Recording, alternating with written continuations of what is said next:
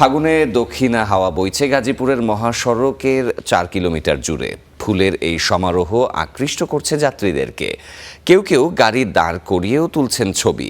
তবে এতে ব্যস্ততম সড়কে অসাবধানতাবশত ঘটতে পারে বড় দুর্ঘটনা। গাজীপুর থেকে শাহ আলম সরফরাজের ছবিতে হোসাইন আলী বাবু জানাচ্ছেন প্রতিবেদনে।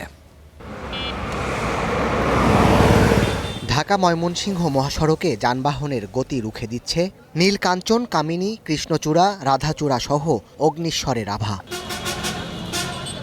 সড়ক বিভাজকের এই রঙের বাহার যেন অভ্যর্থনা জানাচ্ছে পথচারী ও যাত্রীদের। গাড়ি থামিয়ে কেউ তুলছেন ছবি, কেউ আবার ব্যস্ত টিকটক নিয়ে।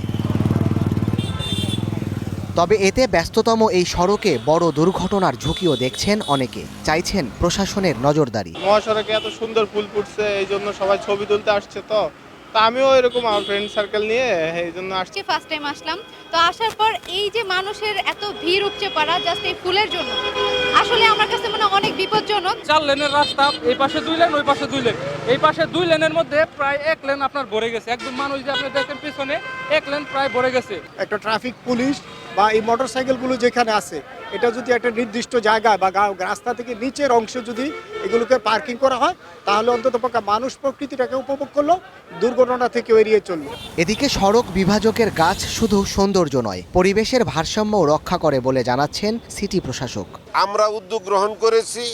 আমরা এই যে ফুলের গাছগুলো আছে, গাছকে সংরক্ষণ করে একটা নান্দনিক রাস্তার দুনো পাশে এবং মাঝখানে যাতে ফুলের এই বাগানটি থাকে, তার জন্য সিটি কর্পোরেশন আমরা কাজ করে যাব। শুধু এই মহাসড়কেই নয়, ঢাকা ময়মনসিংহ ও ঢাকা টাঙ্গাইল মহাসড়কে এমন উদ্যোগ চাইছেন এলাকাবাসী। Desk report, star news.